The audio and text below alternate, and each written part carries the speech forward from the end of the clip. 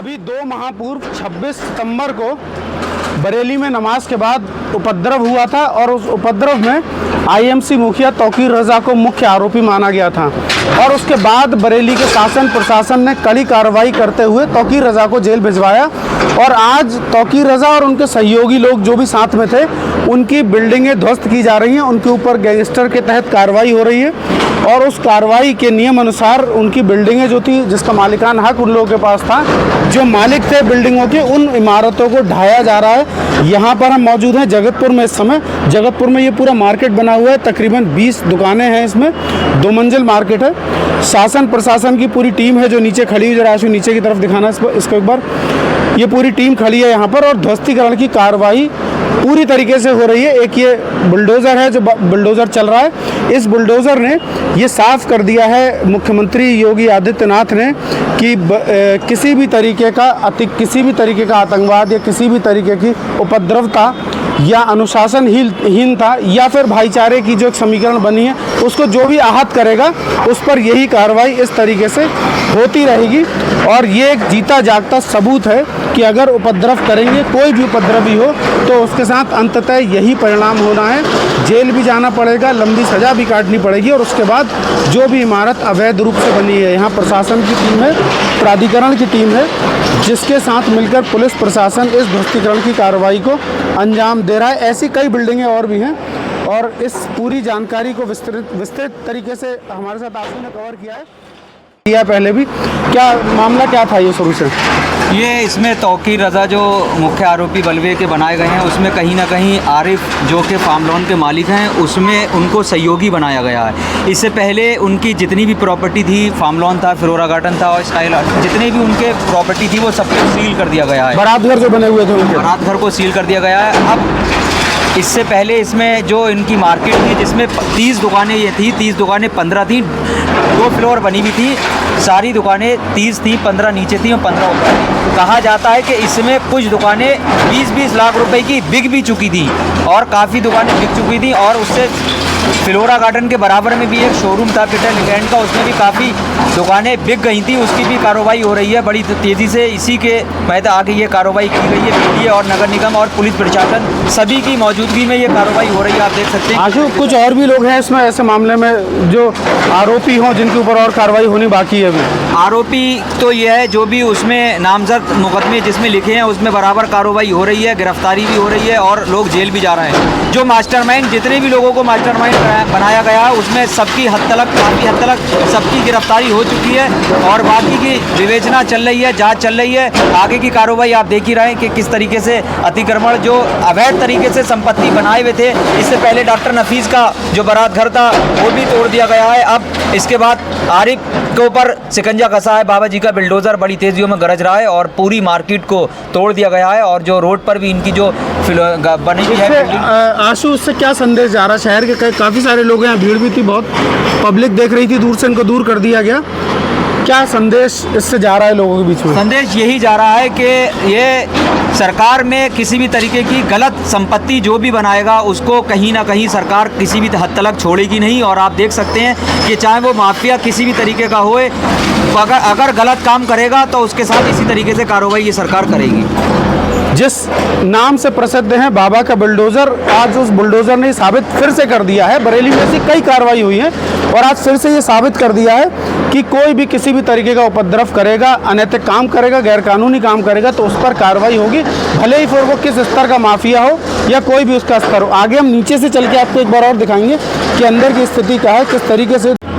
यही वो बिल्डिंग है जिसे मैंने छत से आपको दिखाया था।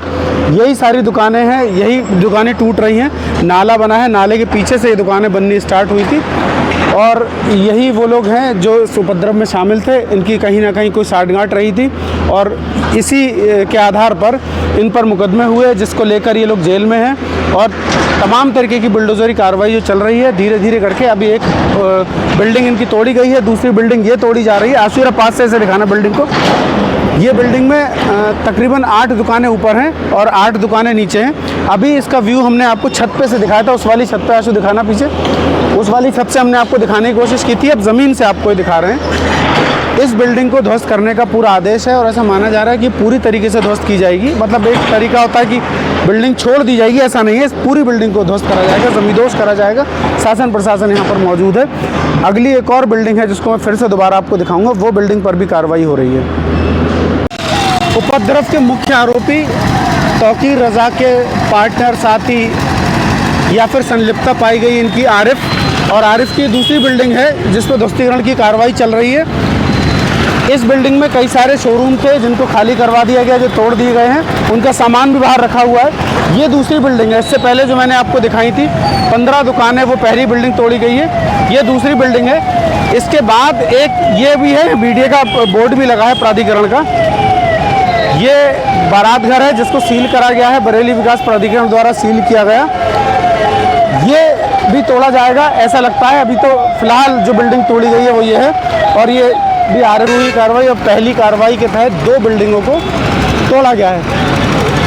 आशु, इसमें किराए पे भी बिल्डिंगें दी गई होंगी? इसमें किराया, अगर किराए की बात करें तो इसमें 3 फ्लोर बने हुए थे और तीनों फ्लोर किराए पे थे।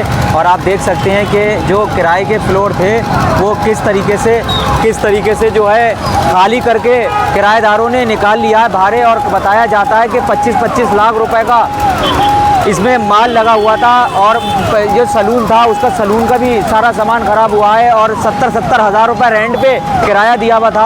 अब देखने वाली बात यह है कि आरिफ की फिर तो कार्रवाई हो रही है, जिन्होंने मोटा इसमें पैसा लगाया था, जो बिल्डिंग किराए पे ली थी, उनको कहीं ना कहीं इंसाफ मिलेगा या नहीं मिलेगा, उनको पैसा वापसी मिलेगा या नहीं मिलेगा। इसी तरीके से जो वहाँ पर सारी दुकानें गई थी वो सारी बेच दी गई थी, 20-20 लाख रुपए में बेची हैं कुछ दुकानें। अब ये भी देखने वाली बात है कि उनको पैसा मिलेगा नहीं मिलेगा। फ्लोरा गार्डन है, ठीक इसके बराबर वाली बिल्डिंग पे ध्वस्तीकरण की कार्रवाई चल रही है। आशु, ठीक से आना।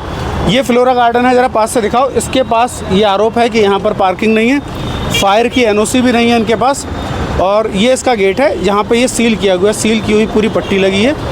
बरेली विकास प्राधिकरण ने इसको सील करा है। इस पर क्या कार्रवाई होगी ये भी देखेंगे कि क्या ये फ्लोरा गार्डन भी टूटेगा, या फिर ये जो 2 कॉम्प्लेक्स इनके तोड़े गए हैं आरिफ के, क्या सिर्फ यही 2 कॉम्प्लेक्स टूटेंगे, कार्रवाई यहीं तक सीमित हो जाएगी, या फिर ये कार्रवाई और आगे चलेगी। ये फ्लोरा गार्डन है, बारात घर है, पीछे इसके एक लॉन बना है और इसके पीछे बिल्डिंग बनी है जिसमें शादी बारातें होती हैं। अमूमन तौर पे कहा जाता है कि तकरीबन 5 लाख रुपए एक बुकिंग का चार्ज यहाँ से लिया जाता था। प्राधिकरण ने कहा कि अभी अवैध है, इसको तोड़ा जाएगा। और मैं इसके अलावा आपको दिखाता हूँ, ठीक रोड के उस पार इनकी दूसरी बिल्डिंग है, फहम लॉन, ये भी बिल्डिंग सील है। अब इस पर भी क्या कार्रवाई होगी एक देखने का विषय, क्योंकि अभी जो 2 बिल्डिंगों पे कार्रवाई हुई है वो 2 बिल्डिंगें सामान्य तौर पर इतनी बड़ी नहीं है, वो दोनों बिल्डिंगें छोटी हैं, ये बिल्डिंग है, और ये 3 बारात घर अपने आप में बड़े हैं। एक पीछे है फ्लोरा गार्डन, एक फहम लॉन।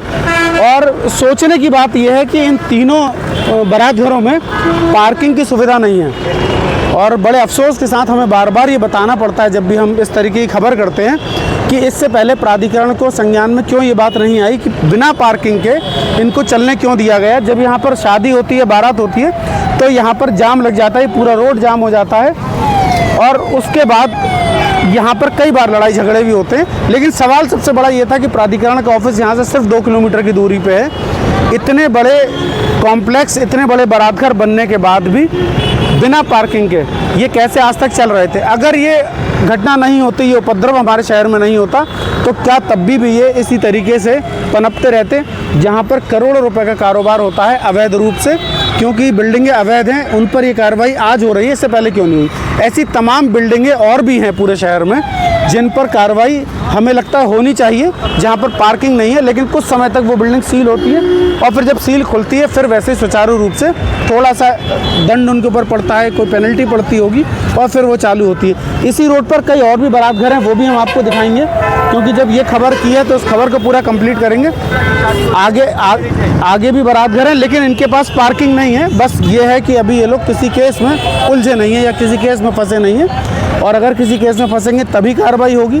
हमें लगता है कि कानून सबके लिए बराबर होना चाहिए, और अगर कहीं पे भी कोई कानून का उल्लंघन करता है तो उस पर कार्रवाई होनी ही चाहिए।